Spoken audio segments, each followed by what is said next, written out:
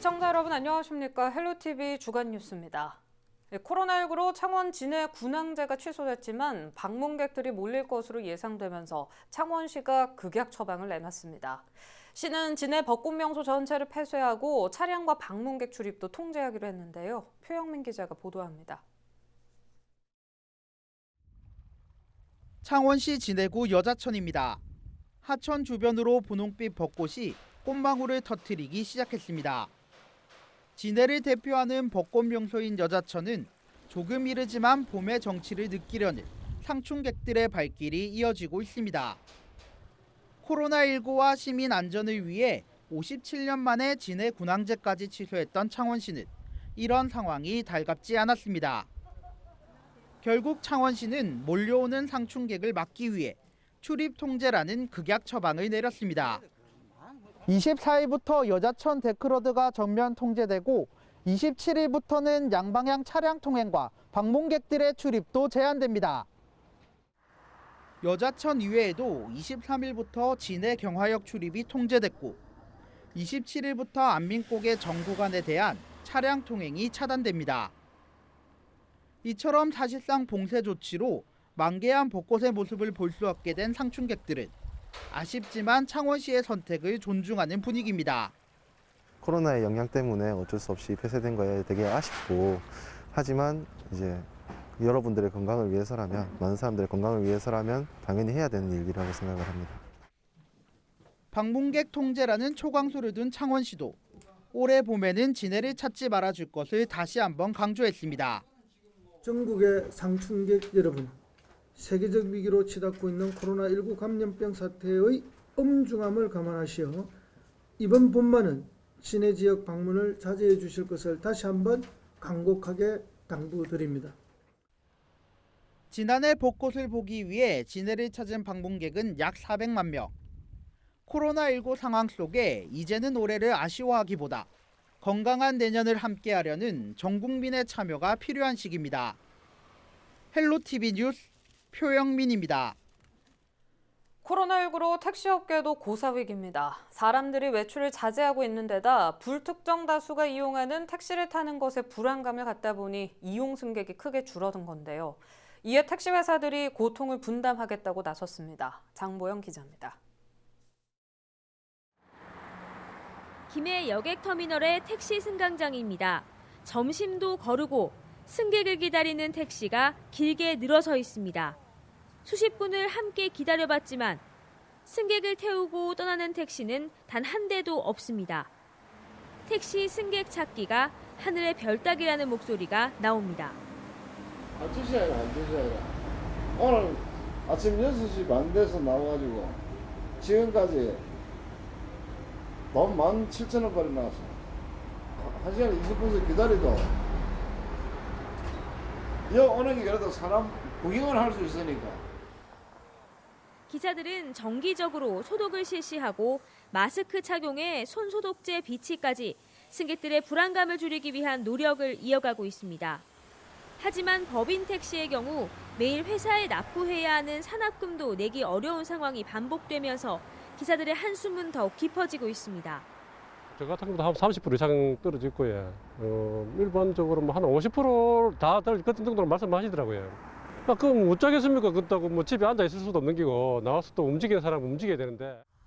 생계가 막막한 택시 기사들을 위해 택시 업체가 고통을 분담하겠다고 나섰습니다.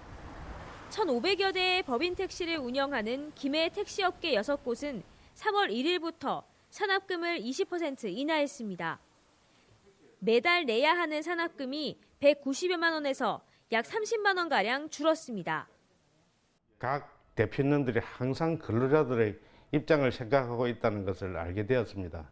법인 6개회사 조합장을 대표하여 고맙고 감사하다는 것을 이 자리에 통해 전하고 싶습니다. 진주의 택시업계도 지난달 말부터 일산업금을 2만 원 인하했고 창원과 밀양 등에서도 노사협의를 거쳐 산업금을 70%에서 80% 수준만 받고 있습니다. 코로나19로 어려운 상황 속에서도 십시일반으로 위기를 극복하려는 움직임이 지역사회 전체로 확산되고 있습니다. 헬로티비 뉴스 장보영입니다. 전 세계적인 코로나 확산세 속에 자국민들의 해외여행 자제를 권고하거나 금지하는 국가가 늘고 있습니다. 코로나 사태 이후 김해공항 국제선 항공편은 꾸준히 감소해왔는데요. 지난 24일에는 모든 항공편 운항이 중단되기도 했는데 김해공항 국제선이 개항한 이래 44년 만에 처음 있는 초유의 사태 속에 곳곳에서 타격이 이어지고 있습니다. 보도에 안수민 기자입니다. 텅 빈 김해공항 국제선 터미널. 출국장과 입국장에는 직원들 뿐입니다. 항상 긴 줄이 늘어서는 발권 부스도 전체가 운영을 멈췄습니다. 항공편 운항 정보를 보여주는 전광판도 아예 불이 꺼졌습니다. 3월 이맘때면 하루 평균 13,000명의 승객들이 이곳을 오가지만 오늘은 단 한 명도 없습니다. 코로나19 여파로 24일 김해공항 국제선의 모든 항공편 운항이 중단됐습니다. 김해공항 국제선 개항 이래 처음 있는 일입니다. 금요일과 토요일, 월요일 하루 2차례씩 외항사 항공편이 오가지만 이마저도 언제 중단될지 알 수 없고 일주일 중 4일이 개점 휴업 상태인 겁니다. 지난 2월 김해공항 국제선 이용객은 전년 대비 62%가량 줄었습니다. 코로나19가 전 세계적으로 확산된 3월 들어서는 감소폭이 더 커졌고 이용객은 75%나 줄었습니다. 3월 1일부터 24일까지 이용객을 모두 합해도 지난해 3월 하루 이용객이 안 됩니다. 상황이 이렇다 보니 편의점이나 음식점 등 공항에 입점한 일부 가게들은 아예 문을 닫았습니다. 손님을 태우지 못하는 택시기사들도 적자 영업에 생계가 막막합니다. 기름을 우리가 안 주고 회사에서 주는데도 5만 5천을 벌어가 이어주는데도 그것도 힘들다. 이제 확진자가 들라고 뭐 그 하면 조금 나아지라고 몰라도 그러면 택시가 다 죽는 거지. 공항 내 일부 면세점도 오는 31일까지 휴업을 결정했습니다. 공항에 비행기를 세워둔 항공사들의 타격도 심각한 상황. 저가 항공사인 에어부산은 직원의 70%가 휴직했습니다. 3월 마지막 주부터 항공사 성수기라 할 수 있는 하계 시즌이 시작되지만 오는 5월까지도 제대로 된 국제선 항공편 운항은 사실상 어려울 것으로 보여 업계의 타격은 보다 장기화될 전망입니다. 헬로티비 뉴스 안수미입니다. 코로나 블루 들어보셨습니까? 코로나19와 우울함을 뜻하는 블루의 합성어로 사회활동 위축 등으로 인한 우울함을 뜻하는 용어인데요. 특히 코로나19 장기화로 최전선에 있는 의료진과 환자의 심리적 우울감도 커지고 있다고 합니다. 이들에 대한 격려와 실질적인 지원 대책이 필요해 보이는데 신다혜 기자가 코로나19 전담 병원을 찾아 현장의 목소리를 들어봤습니다. 코로나19 환자들이 치료받고 있는 한 병원입니다. 확진 환자들은 격리된 채 퇴원을 기다리고 있습니다. 격리병동에서 사용할 수 있는 건 스마트폰과 TV뿐. 심리적 우울감이 커집니다. 시간이 갈수록 처음에 밝았던 분들도 점점 이제 우울해지는 경향도 보이고 약간 이렇게 격리가 되어 있어서 이렇게 단절이 되어 있잖아요. 다른 사람들이랑도 단절이 되어 있고 오로지 나 혼자만의 싸움인 건데 그 과정에서 많이 힘드신 게 있는지. 전문가들은 환자와 의료진을 대상으로 한 심리적 지원이 필요하다고 지적합니다. 감염성 질환이기 때문에 환자와 대면 방식의 정신과 진료는 힘든 상황. 병원은 비대면 비접촉 방식의 정신과 진료를 진행하고 있지만 한계가 많다고 토로합니다. 화상 상담을 이용하고 있어요. 양방향 화상을 통해서 서로의 그런 심정, 감정, 그리고 본인의 생각들, 그리고 본인의 불안한 이야기들을 같이 나눌 수 있는 그분들이 사용하셨던 장비들을 우리가 재활용하기 힘들다는 문제점이 있어요. 그렇기 때문에 그런 장비들이 어떤 고정적으로 부착이 돼서 재활용될 수 있는 그런 지원이나 그런 기술적인 환경이 구축이 된다고 하면 코로나19 사태 안정 이후도 걱정입니다. 의료진의 육체적, 정신적 피로도가 누적되고 있는데 코로나19 종식 이후 긴장이 풀어지면서 의료진이 정신적 고통을 호소할 가능성도 배제할 수 없습니다. 지금 다들 긴장을 하고 예민해 있는 상황이지만 이런 상황이 어느 정도 안정이 된 다음에 더 많은 의료진이나 직원들이 스트레스성, 정신 심리적인 문제를 호소하게 될 가능성이 크다고 보거든요. 대표적인 예가 메르스 사건이 있었죠. 메르스 사건 이후에 많은 의료진들의 정신 심리적인 상태가 질환들이 많이 보고가 되고 코로나19 장기화로 몸과 마음이 지친 환자와 의료진들, 이들의 마음을 달래고 사태 안정 이후 또 다른 문제가 나오지 않기 위한 실질적인 지원책이 필요한 시점입니다. 헬로티비 뉴스 심다혜입니다. 코로나19로 개학도 3차례나 연기가 됐습니다. 어린이집과 학원, 대학들도 줄줄이 영향을 받고 있는데요. 그에 따른 돌봄 공백 문제는 현재 진행형인데 개학 날짜를 더 미룰 수 있다는 가능성도 제기되고 있습니다. 이에 시민들의 의견은 어떨까요? 여론은 지금 이다혜 기자입니다. 코로나19 확산 방지를 위해 정부가 개학 연기라는 초강수를 둔 것에 대해서는 대체로 긍정적인 평가가 나옵니다. 그런데 지금 학교가 문제냐고 가서 모르면 어떡해. 애기들은 면역 환자 약한데 뭔 일 있으면 그게 안 되잖아요. 1년 공부는 1년 늘려도 괜찮다고 생각해. 우리는.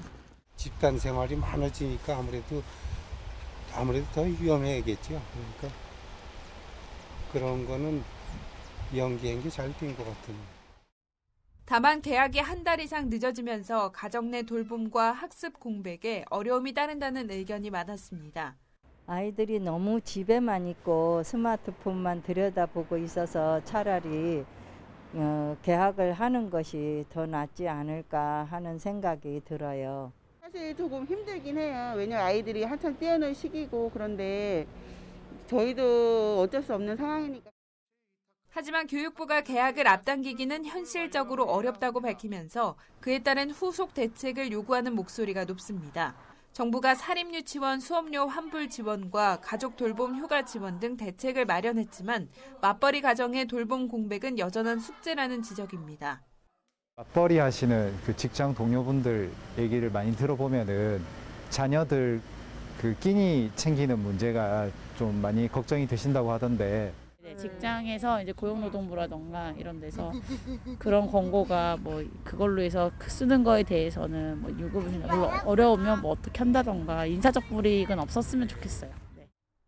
정부가 4월 6일 개학이 가능할지도 아직 판단하기는 이르다고 발표하는 등 개학 추가 연기 가능성도 배제할 수는 없는 상황. 시민들의 반응은 엇갈리고 있습니다. 저는 확실히 예방을 하고 이게 완전히 이제 어느 정도 나아지는 기미가 보인 상태에서 아이들을 교육에 시켜도 된다고 그때 가서도 늦지 않다고 생각합니다. 빨리 개학을 해가지고 학교에서 단체로 방역소도 거고 식단도 잘 짜가지고 학교에서 관리해 주는 게 좀 나을 것 같고. 정부는 원격 수업도 수업 일수로 인정하는 온라인 개학 동시 추진 방안도 검토하고 있다고 밝혔습니다. 정확한 개학 날짜 등 학사 일정과 수능 시험 연기 여부는 다음 주 초 발표될 전망입니다. 헬로티비 뉴스 이다혜입니다. 후보 등록이 시작된 가운데 선거구별 총선 후보제들을 소개해드리고 있습니다. 현역 의원의 불출마 선언으로 치열한 예선전이 펼쳐졌던 창원시 진해구에는 4명의 후보가 출사표를 던졌습니다. 전주영 기자가 전해드립니다. 재선 김성찬 의원이 일찌감치 21대 국회의원 선거 불출마를 선언하면서 무주공산이 된 진해구. 예비후보 등록이 시작된 후 16명이 예비후보로 등록한 적도 있을 정도로 많은 사람들이 출사표를 던졌지만 현재 4명의 후보로 압축됐습니다. 30대 해군 참모총장을 지낸 더불어민주당 한기철 후보는 63살로 민주당 진해구 지역위원장을 역임했습니다. 이에 맞서는 미래통합당 이달곤 후보는 66살로 행정안전부 장관과 청와대 정무수석 비서관을 지냈습니다. 행복중심 진해생협 이사장을 지낸 정의당 종강호 후보는 49살로 진해시 대찾기 시민연대 상임대표를 역임했습니다. 마지막으로 국가혁명배당금당 유재철 후보는 62살로 음악사랑 예술단장과 한국연예예술인 진해지의 사무국장을 맡고 있습니다. 군항도시로 보수 세력이 상대적으로 강세를 보이는 가운데 현역 의원이 불출마를 선언한 진해구.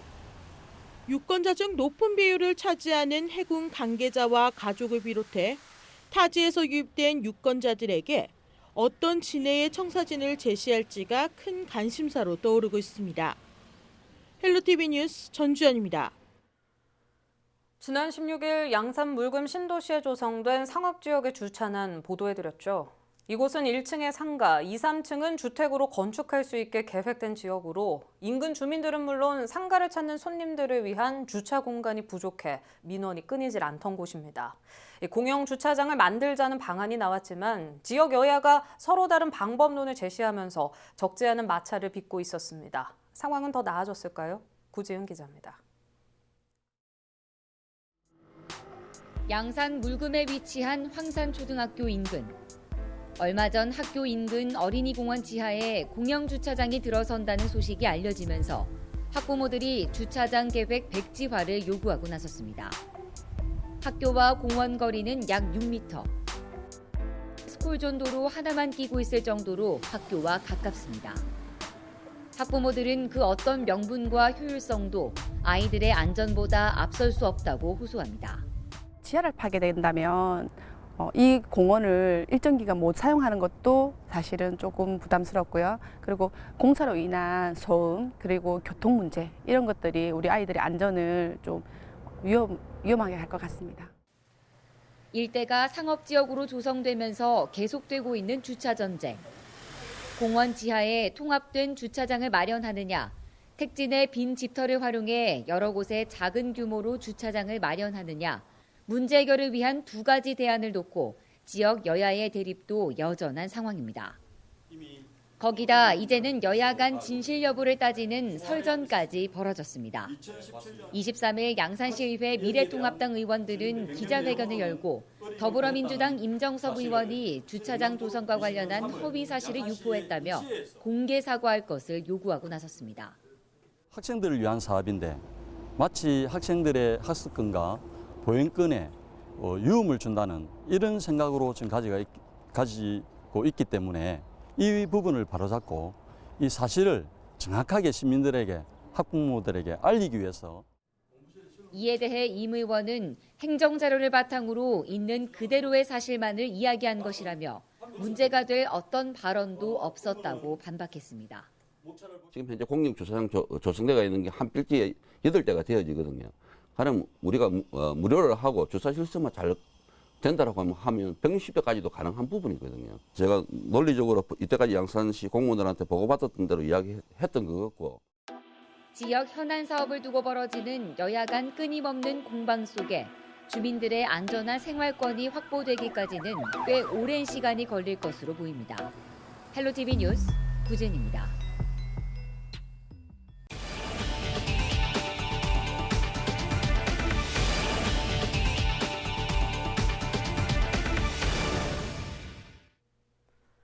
무면허로 차를 몰다 초등학교 남학생을 치고 본국으로 달아났던 카자흐스탄인 21살 A씨가 감형됐습니다.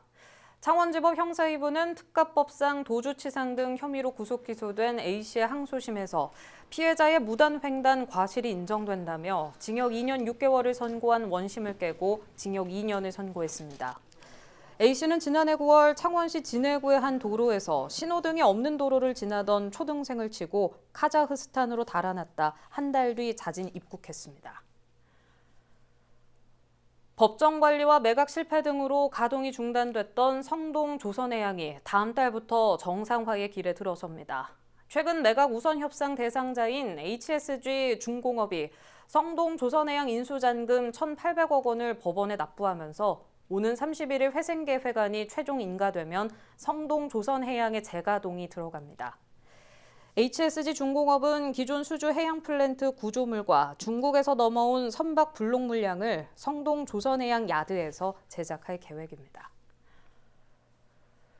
인터넷 메신저 텔레그램 박사방 운영진에 거제시청 공무원이 포함된 것으로 드러났습니다. 지난 25일 경찰에 따르면 이 사건과 관련해 박사방 운영자 조주빈 등 서울지방경찰청이 검거한 14명 중 거제시청 공무원 A씨가 포함됐습니다. 경찰은 지난 1월 아동 청소년의 성보호에 관한 법률 위반 등의 혐의로 A씨를 구속했습니다. 검찰은 2월 초 A씨를 재판에 넘겼으며 서울중앙지법은 다음 달 재판을 시작합니다. 경남도가 코로나19로 인해 타격이 큰 지역 경제를 활성화하기 위해 민생경제대책본부를 운영합니다. 그동안 피해 대응을 위해 운영해온 경제상황 대응반을 본부로 격상시킨 경남도는 소상공인과 제조수출 중소기업 중심으로 추진돼온 대책을 문화와 관광, 농축수산업 등 전산업 분야로 확대합니다. 코로나19의 영향을 분석하는 전문가 그룹도 구성해 다양한 의견을 듣고 반영할 예정입니다. 또 대책본부는 4월부터 통합상담지원센터를 운영해 도민이 다양한 지원책을 쉽게 활용할 수 있도록 지원할 계획입니다. 거제시가 65억 원을 투입해 코로나19 피해를 본 소상공인과 자영업자에게 긴급 생계비를 지원합니다. 지원 금액은 업체당 최대 50만 원으로 매출액 20% 이상 감소한 모든 업체에 현금으로 지급되며 다음 달부터 신청을 접수받아 5월 중 지급할 예정입니다. 소상공인에 대한 현금 지원은 거제시가 도내 지자체 가운데 처음 시행하며 지역 내 13,000여 개 업체가 혜택을 받을 것으로 전망됩니다. 김경수 지사가 신고한 올해 재산은 7억 7천여만 원으로 전국 광역단체장 중 하위권에 속했습니다. 정부 공직자윤리위원회와 경남도 공직자윤리위원회가 공개한 내용에 따르면 김 지사가 신고한 재산은 7억 7,663만 원으로 17명 단체장 중 14위를 차지했습니다. 박종훈 교육감은 지난해보다 3억 4,449만 원이 증가한 4억 159만 원을 신고했습니다. 2017년까지는 마이너스 재산을 신고했다. 2018년에 들어 플러스 재산을 신고한 박 교육감은 전국 교육감 중 재산 최하위를 기록하다 이번에 14위로 올라섰습니다. 도내 시장 군수 중에는 허성무 창원시장이 25억 1,648만 원을 신고해 가장 많았습니다. 창원시가 코로나19 위기 극복을 위해 허성무 시장이 4개월 동안 월급 30%를 반납하기로 한 가운데 간부 공무원들도 급여 반납 운동에 동참하고 나섰습니다. 창원시 간부 공무원 225명은 3개월 동안 직급별로 차등을 둬 월급의 일정액을 반납할 예정입니다. 이렇게 모인 모금액은 경남사회복지공동모금회의에 기탁해 지역 내 코로나19로 힘들어진 취약계층과 경제 살리기 재원으로 활용될 계획입니다.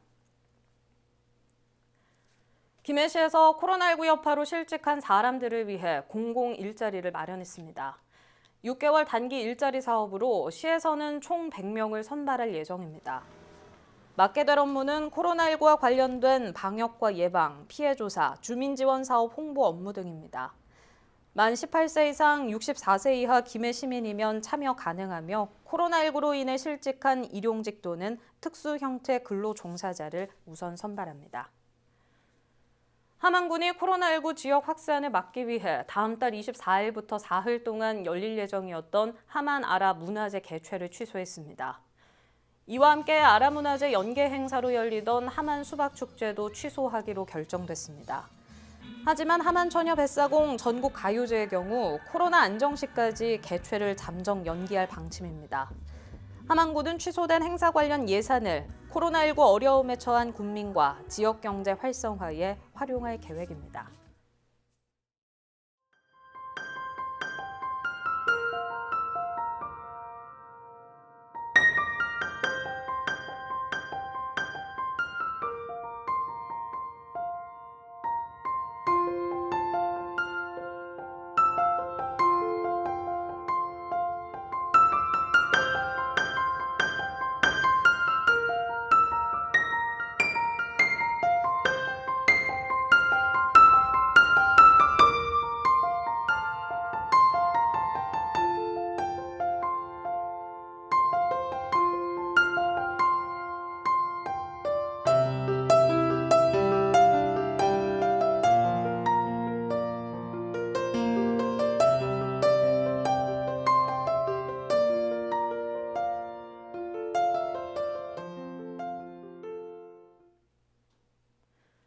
이상으로 뉴스 마칩니다. 오늘 뉴스는 유튜브 채널 헬로 경남 통해서 다시 보실 수 있습니다. 이어서 헬로 이슈 토크 전해드립니다.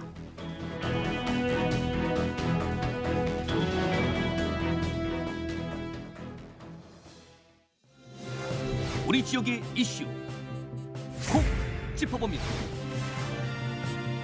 헬로 이슈 토크. 네, 시청자 여러분 안녕하십니까? 도내 이슈를 심층 분석하는 시간 헬로 이슈 토크입니다. 총선이 3주 앞으로 다가왔습니다. 코로나19로 많은 총선 이슈들이 묻혔지만 그래도 경남 지역 각 정당과 후보들의 열기는 그 어느 총선보다 뜨겁습니다. 도민의 관심이 코로나19 방역에 가 있는 이때 총선이 그들만의 리그가 되지 않게 하는 게 저희의 역할이지 않을까 싶은데요. 그래서 오늘부터 연속으로 정당 간 후보 간 정책 경쟁에서 주목해야 할 경남 사회 각 분야를 세부적으로 짚어보면서 여러분의 선택에 도움을 드리고자 합니다. 그 첫 시간으로 오늘은 정치 분야입니다. 전문가 두 분과 오늘도 함께 하겠습니다. 조재욱 경남대 정치외교학과 교수 그리고 안일규 부산경남 미래정책 사무처장 나오셨습니다. 어서 오세요. 반갑습니다. 안녕하십니까. 네, 공천이 슬슬 마무리되고 있는데요. 경남 지역 물갈이 폭은 뭐 저희가 계속 언급을 했지만 그닥 폭이 크지는 않습니다. 잡음이 조금 많았던 것 같은데 왜 그렇다고 보세요? 일단 이제 중앙 수준에서 보면 뭐 공천 문제가 시끄러운 것은 사실입니다. 일단 그 일부 중진들이라든지 또 막말 파문 그 의원들은 이 경선도 한번 진행해보지 못한 채 이 공천에서 이제 배제가 되었고요. 그래서 일부는 또 무소속으로 또 출마 선언도 했고 뭐 이것 때문에 이제 그 경쟁 구도가 조금 복잡하게 또 진행되는 그런 지역도 있고요. 네. 또 21대 총선이 이제 준연동형 비례대표제가 이제 도입이 되지 않습니까? 그래서 이 거대 정당들이 한석이라도 더 기회해 가지고 위성정당, 자매정당을 지금 설립을 하고 있고 여기에 대해서 이제 찬반 논쟁이 지금 뜨겁게 진행도 되고 있고요. 그런데 이제 앞서 우리가 이야기했지만 경남은 뭐 공천에서 물갈이 공천, 쇄신 공천이 이루어질 때 이렇게 평하기는 좀 무리가 조금 따른 것 같습니다. 뭐 특히 이제 거대 정당을 중심으로 쭉 볼 때 청년 공천이라든지 여성 공천이 거의 전무하다고 해도 뭐 과언이 아닐 정도로 이런 부분에서 굉장히 좀 미약한 부분을 보였고요. 그래서 일부에서는 이제 그 나물의 그 밥이다 이렇게 이제 평을 하기도 하고 단지 이제 경남에서 이제 공천과 관련돼서 조금 큰 이제 파열음, 잡음이 있었던 것은 아마도 그 올드보이들의 그 기한과 실현이 아닌가 이렇게 생각이 들고 있고요. 그러니까 홍준표 전 대표, 김태호 전 지사가 출마 선언을 했지만은 결국 컷오프 당했고 그 다음에 이분들이 또 다시 뭡니까 무소속으로 그 출마 선언을 했고 한 분은 고향이 거창에서 이제 출마를 하고 한 분은 이제 대구로 또 지역구로 옮기게 됐는데 이게 이제 가장 큰 잡음이었다 이렇게 보시면 될 것 같고 또 그 여당에는 이제 김두관 전 지사의 경남 귀환이라고 보시면 될 것 같습니다. 네, 알겠습니다. 이 안 처장은 저희가 이슈 토크에 처음 모셨습니다. 네, 예리한 분석 기대해 보겠고요. 오늘 잘 부탁드리겠습니다. 네, 같은 질문 드릴게요. 이번 경남 공천 결과 어떻게 보셨습니까? 일단 경남의 공천 결과는 큰 이변이 없었고 잡음이 없었다. 이렇게 보시면 될 것 같은데 그나마 이제 좀 논란이었던 건 사실 초반에 이제 다 벌어지고 말았던 거죠. 교수님께서 말씀하셨듯이 이제 홍준표 전 지사 그리고 그 김태호 전 지사 이 두 분의 공천 논란이 있었지만 결국에는 대다수 평론가들이 예측을 했던 김태호 지사의 무소속 출마, 그 홍준표 지사의 대구 이전 출마로 결국에는 일단락돼 버리면서 잡음은 많았지만 후보 예상되는 지역구가 인접해 있는 부산과 달리 큰 변화 없이 그냥 조용히 넘어갔다. 그렇게 볼 수 있습니다. 네, 두 분께서 공통된 말씀을 해주셨습니다. 지역 경기도 그렇고요. 코로나19로 일단 여러모로 걱정이 많습니다. 그렇기 때문에 도민들이 이번 총선에서 뭔가 좀 이 상황을 개선시킬 만한 변화, 혁신 이런 거를 기대하실 것 같은데요. 공천 결과만 놓고 보면 이 기대가 반영이 좀 된 것 같으세요? 어떻게 보세요? 계속 이야기하고 있지만은 새 인물이 잘 안 보이는 게 뭐 현실입니다. 그래서 참신성이 떨어진다 이렇게 좀 평을 내리고 싶고요. 일단 쇄신을 위해서 혁신을 위해서는 이제 물갈이 공천이 단행이 돼야 되는데 그 실제 이제 그 면면이 좀 따져보면 물갈이 된 것도 이게 쇄신을 위한 혁신을 위한 그 물갈이는 아니다 이렇게 이제 보시면 될 것 같거든요. 그리고 우리가 이제 두 전직 지사의 그 컷오프를 물갈이다 이렇게 평하기도 지금은 좀 쉽지 않은 것 같고요. 그러니까 물갈이가 이루어진 곳을 쭉 보면 현역이 이제 불출마한 곳이고 그 다음에 현재 현역이 부재한 지역이고 그리고 이제 더욱이 이제 물갈이가 되었다 하더라도 기존에 이제 국회의원 경력을 가지신 분들이 또다시 이제 공천을 받은 경우가 있고요. 그 다음에 또 기성 정치인과 다를 바 없는 선거 전문가들, 그러니까 지난 지방선거에도 놓고 그 앞에 그 총선에도 놓고 계속 이제 선거 때마다 놓으신 분들이 또다시 이제 공천을 받는 그런 경우도 있기 때문에 그래서 쇄신과 혁신과는 거리가 멀다. 결국 우리 그 도민들이 요구하는 것은 시대적 감각과 개혁 마인드를 가진 그리고 이제 부산과 경남 사정을 잘 아는 뭐 이런 이제 그 새로운 피를 수혈하기를 바랬는데 그런 것과는 너무나도 좀 동떨어지다 보니까 뭐 어떻게 보면 보여주기식 단순 물갈이 공천이다. 뭐 이렇게 저는 평을 하고 싶습니다. 그러니까 네. 쇄신하고 혁신과는 거리가 다소 멀다 이렇게 이야기를 하고 싶습니다. 네. 상황이 이렇다 보니까 좀 기대를 했다가 다소 실망한 분들이 꽤 계시거든요. 저희가 매번 하는 얘기지만 이 청년이나 여성, 장애인, 소수계층을 대변한 후보가 거의 보이지 않는다 이렇게 말을 많이들 하고 계십니다. 여기에 대해서 안 처장은 어떻게 생각하세요?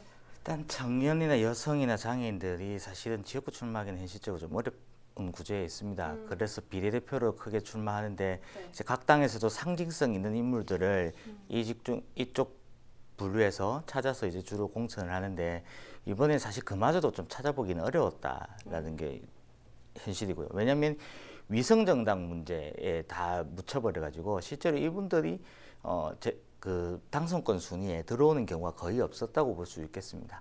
그나마 좀 이례적인 케이스 좀 장애인 쪽으로 보였던 최영 교수 같은 경우 민주당 영입 이루어지지 않습니까? 네. 근데 이제 영입 인재 되고 나서부터 바로 이제 그 본인의 부정수급 문제가 터졌고 그리고 이제 그럼 소수계층을 많이 대변할 수 있는 소수정당이나 이념정당 특정 현안에 맞춘 이제 기본소득당 같은 이제 특정 정당들이 있는데 이 정당들은 결국 민주당 위성정당의 문제에 사실 다 함몰돼 버려서 결국에 이들이 선거에서 얻을 수 있는 그 득표력이 낮아져 버려서 이제 굉장히 원내에 진입하기 어려워진 상황이 있습니다. 그런 점을 봤을 때는 여성, 장애인 등의 소수계층의 진입이 이번에는 과거보다 더 어려워진 게 아닌가 이렇게 판단됩니다. 네, 안타까운 상황이 아닐 수 없는데요. 뭐 일단 내용을 조금 바꿔서 다음 질문으로 가보겠습니다. 지금 코로나19 방역 시스템이 강하게 작동을 하고 있습니다. 선진국들의 호평도 이어지고 있는데요. 여기에 정부 비판론 그리고 야당 심판론이 격돌하는 양상입니다. 경남 지역도 물론 마찬가지인데 조 교수께서는 조금 민감한 질문이지만 두 입장 중에서 어느 쪽에 좀 더 힘이 실릴 걸로 보고 계세요? 지금 결론적으로 조금 먼저 이야기하면 아무래도 그 집권 여당에게 조금 다소 유리한 그 상황으로 흘러가고 있다. 전개되고 있다. 이렇게 좀 이야기를 드리고 싶습니다. 네. 그러니까 여론조사가 매주마다 지금 실시가 되고 있는데 이 코로나19 확산에 대해서 우리 정부가 지금 잘 대처를 하고 있다. 여기에 이렇게 이제 평을 받고 있잖아요. 그러니까 지금 우리 그 코로나19 총확산 방지를 해가지고 우리 정부가 2주 동안 사회적 그 거리두기를 지금 강력하게 시행을 하고 있고 그다음에 지금 이제 확진자 발생 수보다 그 퇴원자 수가 더 많이 나오고 있거든요. 그런 측면에서 조금 이제 진정 국면으로 이제 접어들지 않나 뭐. 조금 다소 이런 뭐 판단이지만은 그러나 이런 이야기가 계속 나오고 있는 것도 사실이고 그다음에 이제 해외 나가 있는 우리 그 국민들을 우리 정부가 전세기를 동원해 가지고 지금 본국으로 또다시 입국시키고 있는 그런 상황이고 이 마스크 수급 문제도 아직 완전히 해결된 건 아니지만은 가계배서는 그래도 오부지 시행되고 난 다음에 조금 편안한 모습을 지금 보이고 있지 않습니까? 그리고 또 여러모로 해외에서 우리 그 정부에 대체돼 가지고 호평이 뭐 이어지고 있고 또 특히 지금 이제 미국과 유럽에서 그 우리의 도움을 많이 요청하고 있고 또 이란도 우리의 도움을 절실히 요구를 하고 있고요. 그리고 우리의 방역 체계 검사 시스템을 계속 지금 그 본받으려고 따라하려고 그런 움직임이 보이고 있지 않습니까? 근데 실제 이제 이론적으로 보면 코로나19 사태 같이 정부가 그 국가가 이제 그 위기를 맞으면 재난 위기를 맞으면 그 집권 여당이라든지 대통령의 지지율이 하락을 해야 되는데 앞서 이야기한 것처럼 좋은 호평이 계속 이어지고 있다 보니까 오히려 큰 효과를 보고 있다. 그런 측면에서 볼 때 지금은 뭐 정부 여당이 조금 더 유리한 국면을 맞이하고 있지 않느냐. 뭐 이렇게 지금 생각을 하고 있습니다. 네, 알겠습니다. 유권자들이 각 당 후보들의 정책 대결을 뭐 매번 그렇지만 이번 총선에서 역시 자세히 짚어봐야 될 것 같습니다. 이제 공약집도 나오고 있는데요. 대부분 뭘 유치해주겠다, 설립해주겠다, 어디로 뭐를 옮기겠다 이런 이전 이야기들이 대부분인 것 같아서 좀 현실성이 있나 이런 생각도 들거든요. 여러 공약들 이렇게 쭉 둘러보셨을 텐데 전반적으로 어떤 느낌 드셨나요? 전반적으로는 선거가 이제 생각보다 짧습니다. 지금 왜냐하면 각 당의 공천이 사실 늦어진 경향이 있기 때문에 그러다 보니까 이제 공약을 준비하고 있거나 이제 아직도 초안을 못 잡은 후보들도 많이 있습니다. 그래서 그러다 보니까 전화를 좀 많이 받긴 한데 이제 뭐랄까 지금까지는 공약집이나 당 차원의 공약집, 후보 차원의 공약집 각각 있긴 하지만 이게 지금 서로 미스매치하는 부분도 있고 이게 얼마나 현실성이 있는지는 이제 비용 추계나 예산 조달 방안 이런 것들이 같이 딸려 나와야 되는데 그렇지 않은 경우들이 지금 네. 왕왕 보이고 있습니다. 그래서 예를 몇 가지 들어보자면 대표적인 게 이제 법상 불가능한 공약들이 나와 있습니다. 어떤 게 일부에. 있을까요? 일례로 들면 그린벨트 전면 해제를 내세운 후보가 있습니다. 근데 문제는 이거는 그린벨트는 중앙정부가 총량제로 관리를 하기 때문에 이게 풀 수가 없는 문제입니다. 전면 해제를 할 수가 없는 상황인데 그런 공약이 나온 게 있고 이제 어느 지역에 공공기관을 유치하겠다라고 돼 있는데 문제는 그 마산 지역에 이제 그 공공기관 유치를 하겠다고 공약을 내세운 후보가 있으나 이미 마산에 이제 새로운 공공기관이 들어오는 예정이 있어서 거기까지 갈 수 있느냐 이런 주장 반론들이 바로 제기가 됐거든요. 그런 거 봐서는 각 당의 후보들이 대표 공약이라고 내세우는 부분이 아직까지는 굉장히 부족하고 지금 나이바다 그렇게 볼 수 있을 것 같습니다. 네, 유권자들이 딱 보고 그냥 혹할 정도로 보여주기식에 머무는 게 아닌가 그런 의견을 내주셨습니다. 조 교수께서도 이번 후보들 정책 이렇게 살펴보셨을 것 같은데요. 좀 눈여겨본 것들이 있을까요? 언론에 지금 보도가 잘 안 되고 있기 때문에 지금 이제 깜깜이 선거를 계속하고 있잖아요. 그다음에 이제 이 공천 자체가 늦어지다 보니까 뭐 당 차원도 그렇고 개인 후보자 차원도 그렇고 지금 공약집을 못 내놓고 있는 게 사실이고, 근데 저는 이제 페이스북을 통해서 이제 가끔씩 확인해 보는데 보면 과거 선거와 마찬가지로 대부분 다 큰 공약들이 줄을 이루고 있고 우리 그 주민생활 밀착형의 그런 가까운 공약들은 아직까지 다소 찾아보기 쉽지 않다. 그러면서 좀 우리 후보자들이 좀 준비가 부족하지 않느냐 이런 지금 생각도 하고 있습니다. 네, 아무래도 코로나19 관련 정책들이 또 민심을 공략하는 데 효과적이지 않을까 싶은데요. 관련 내용이 있으면 조금 짚어주실까요? 제가 볼 때 이제 공공병원 확충 문제가 가장 큰 화두로 대두되지 않을까 이렇게 지금 생각을 하고 있거든요. 그러니까 코로나19가 확산되고 나서 가장 크게 문제가 대두된 게 뭐냐면 격리병상하고 음압병실이 부족했지 않습니까? 네. 그래서 그 일부 환자들은 입원을 하지 못해가지고 사망 환자가 이제 발생하기도 했고요. 정부는 그래서 이제 전국 그 공공병원을 이제 코로나 전담병원으로 지금 이제 지정을 하고 있고 여기 이제 치료에 집중을 하고 있는데 그럼에도 불구하고 여전히 격리병상하고 그 음압병실은 이제 부족한 상황이거든요.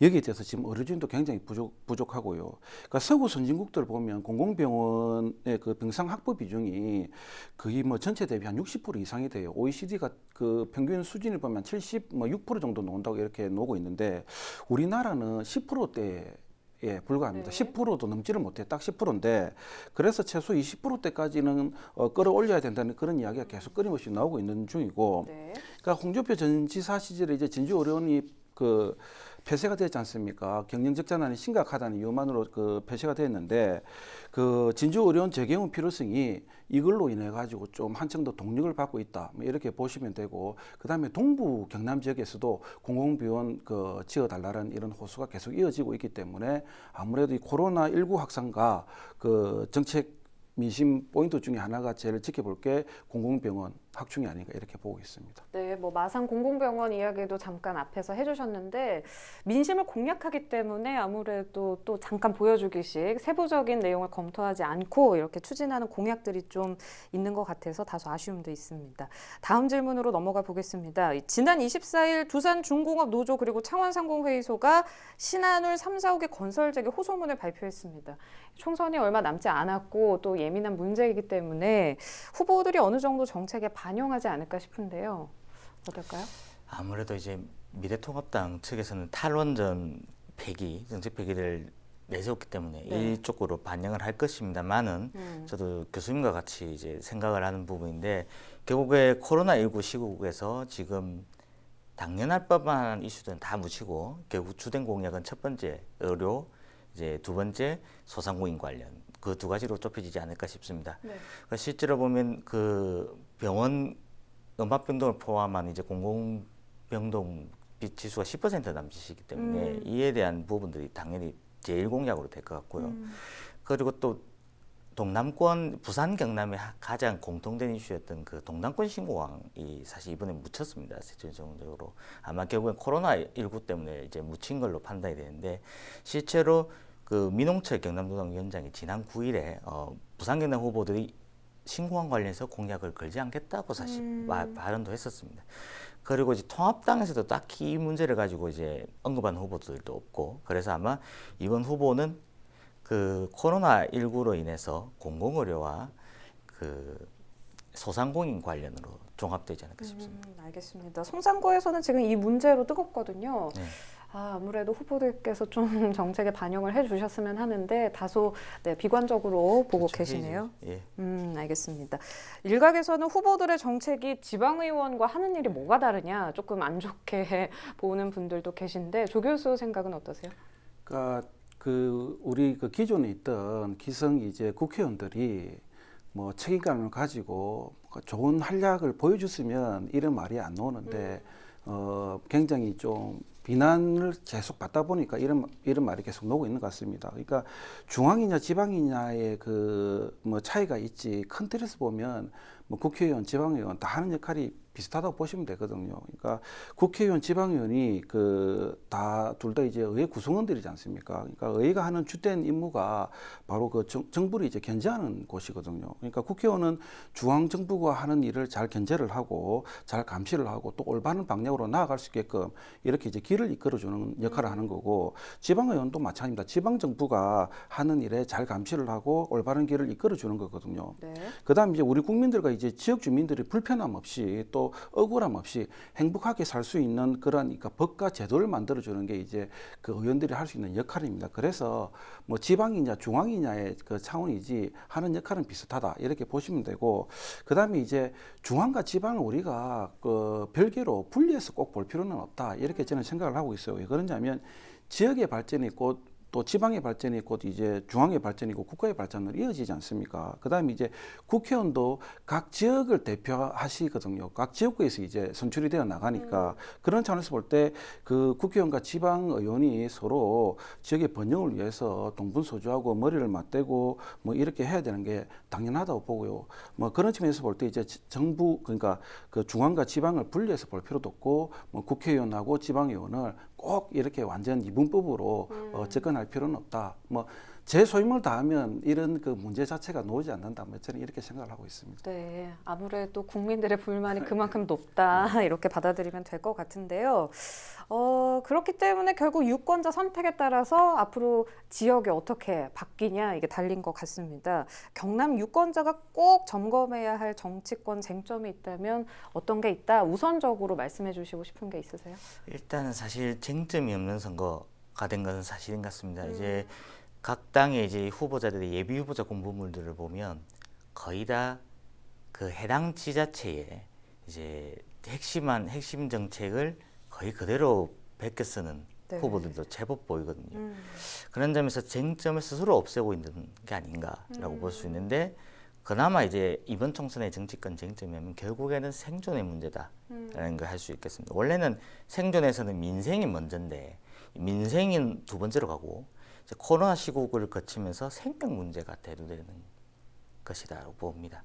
그래서 아마 이제 병상이 없어서 확진 판정 받고도 대기하다가 이제 뭐 사망하는 환자들이 여러 경우가 있었지 않습니까? 그래서 아마 결국에는 공공의료를 대폭 확대하자는 데 초점이 맞춰져서 이를 위한 것은 또 무엇이 있느냐. 그런 데 있어서 이제 정치권이 좀 반응을 하고 있습니다만은 이제 대학병원을 유치하겠다는 쪽으로 가는 경우들이 좀 왕왕했습니다, 지역에서. 그런데 이 대학병원을 유치하겠다는 건 사실은 대학병원들이 이제 수익성을 생각하기 때문에 음압병동이나 뭐 이런 쪽으로는 잘 안 하는 쪽으로 갑니다. 그래서 아마 이제 공공병원을 어떻게 국공립을 어떻게 설치할 것인가 그런 쪽으로 방향을 좀 틀어서 가야 되지 않을까 앞으로 그렇게 보입니다. 네, 알겠습니다. 여기까지 듣겠습니다. 오늘은 조재욱 경남대 정치외교학과 교수와 안일규 부산경남 미래정책 사무처장 모시고 이번 총선에서 유권자들이 어디에 주목해야 하는지 정치 분야 이슈들을 쭉 짚어봤습니다. 이 정치 전문가들이 자주 하는 말 중에 하나가요. 정치는 생물이다 이런 말이 있습니다. 계속해서 요동치는 정치라는 파도에 경남 유권자들은 휩쓸리는 것이 아니라 파도를 이용해서 힘을 만들어야 할 때가 아닌가 이렇게 생각을 해봅니다. 오늘 헬로 이슈 토크 여기서 마무리하겠습니다. 유튜브 채널 헬로 경남 통해서 다시 보실 수 있습니다. 시청해주신 여러분 고맙습니다.